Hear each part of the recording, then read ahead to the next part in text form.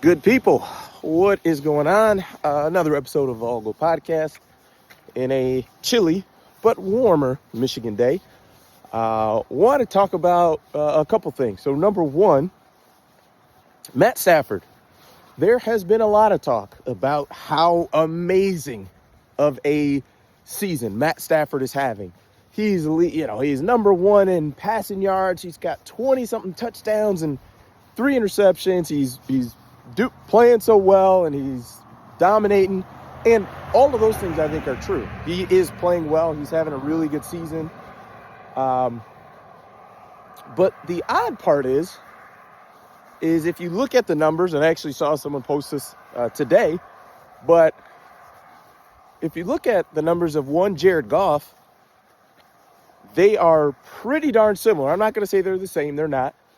But Goff is behind Stafford maybe by 200 yards total.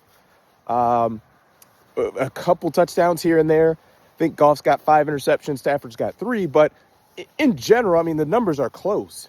And the narrative right now is Matt Stafford is having a flawless season. He'd be the runaway favorite if they voted on MVP today. His team's 7-2. Jared Goff 6-3. But I guess I don't quite understand the big narrative push, other than just people just like Matt Stafford and just, he plays in LA, big market, big arm quarterback, all of that. But numbers are numbers, right? Like, or at least that's what I thought. And it's just interesting. And I think it just adds to what I think is just that I think people have in general written the book on Jared Goff. So they just think that even when he has such a long stretch of playing pretty darn well, which outside of his first year in Detroit, he's played pretty well that entire stretch. But I think no matter what, people are just going to say, like, oh, this is just like an uptick in his play. It's not who he actually is. And I was concerned a bit when Ben Johnson left, because I'm like, man, Goff has done well, but it's been a lot of it with Ben Johnson. Well, it's no longer Ben Johnson. It's now Johnny Morton, and also this past game was with Dan Campbell. But Jared Goff lit up the Commanders the same way that Stafford lit up the 49ers. And the Commanders, I think, are banged up a bit. I am not super deep into their depth chart. And we know the 49ers are beat up. There's no Bosa. There's no Warner. Ufanga is on for Denver. Dre Greenlaw's there with Denver. I think they're missing a corner or two. I mean, you're playing backups, and what, we're losing our minds because they scored a bunch of points and he threw a bunch of touchdowns? Jared Goff did that same thing. And I know Jaden Daniels is injured, but Jaden Daniels doesn't play defense. So it is what it is. Who knows what the regular season, what this season's gonna hold. We're about midway through right now. But I just think that's kind of odd how it happens and how often it happens. And also too, I think it's interesting. I know last year, the Lions obviously didn't win a playoff game, but we played the Rams 2 years ago for our first playoff game. Jared Goff won that game, the head-to-head. And then also that next season after that playoff game, after the Lions were in the NFC Championship game, the Rams came back to Detroit in a regular season, and the Lions won that game as well. So, and I'm not saying that because the Lions won those two that Goff should be rated higher, but it's just an interesting point that Goff seems to get no respect, and I think Matt Stafford is probably getting his due respect.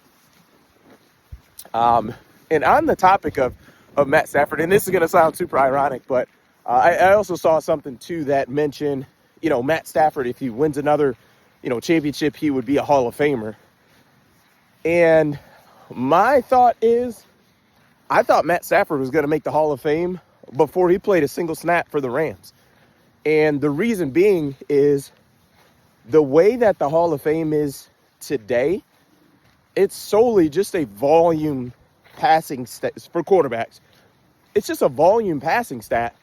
The way that it stands today, like these quarterbacks who are just throwing for a ton of yards and playing for a good 10 plus years, they're all going to make it. I think Phillip Rivers is going to make the Hall of Fame. I could be wrong, but when you look at his stats, I think there's a good shot he gets in, because it's just a volume passing stat nowadays. Like, everybody's going to get in. All of these quarterbacks are going to get in. Eli got in, and I know he won the 2 Super Bowls against Brady, had the improbable run and all that good stuff. That is true, but Eli was basically 500 in his career. I think he ended exactly like 119 and 119, if I'm not mistaken, or something close to that. Or was that his touchdowns he threw? Nonetheless, Eli made it. I think Phillip Rivers is going to make it. Obviously, we've got the guys at the Breeze and Brady's that are, the greatest and all that.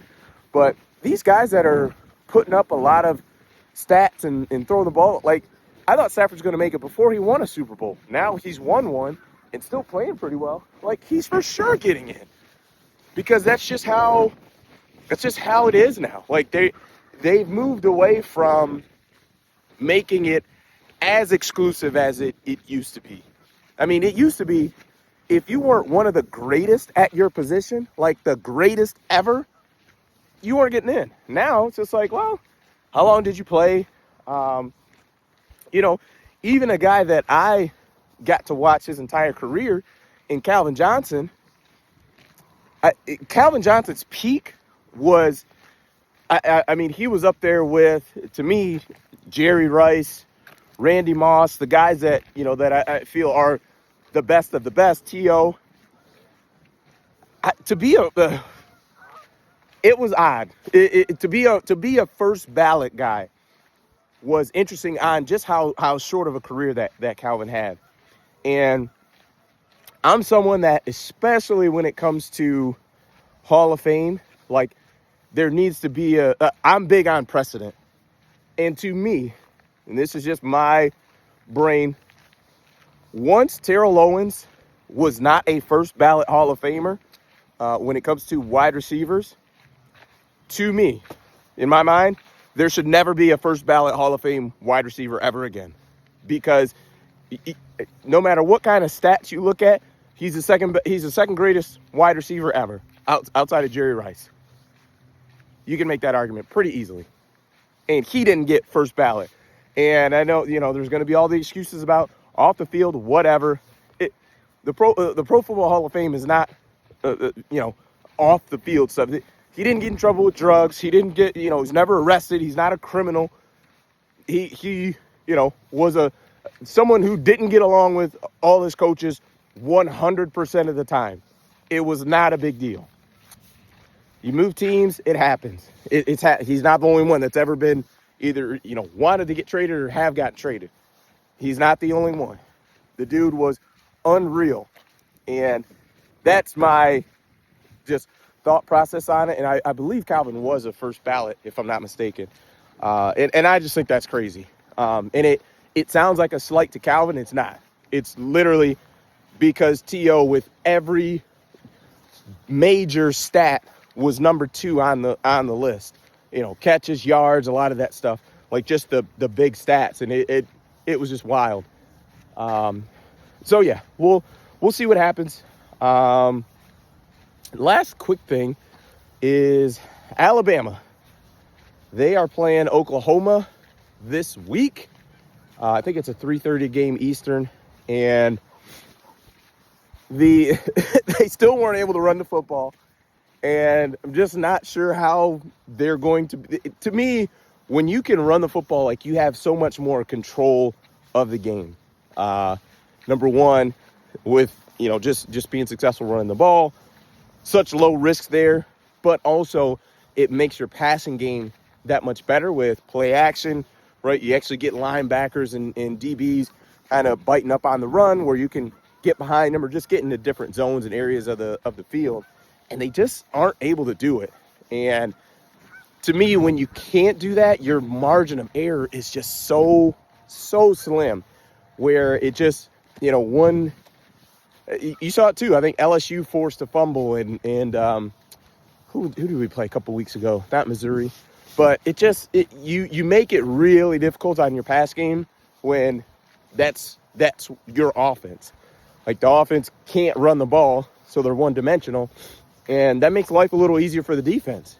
And if you're just not clicking offensively, which is it's not that rare of a thing that that happens. It's like, hey, you miss a pass here, miss one there, tipped at the line, all of a sudden you're punting and putting the ball in the other team's hands. So we'll see what happens.